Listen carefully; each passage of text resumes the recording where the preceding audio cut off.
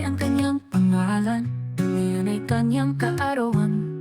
Nagkasama pa kami sa kolehiyo, naging kaibigan. Frenemy kami kung maturingan, parang kapatid pag nakwentuhan. Isa't kalahating dekada na ang lumipas, pagkakaibigan di kukupas. At palaman sa buhay, sa pagiging may bahay, responsibilidad sa pagiging nanay.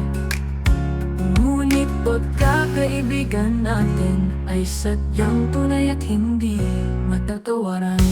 Palagi man abala dahil sa mga responsibilidad at bagay-bagay, ikaw pa rin ay laging nariyan, sama mo ng buhay kasiyahan.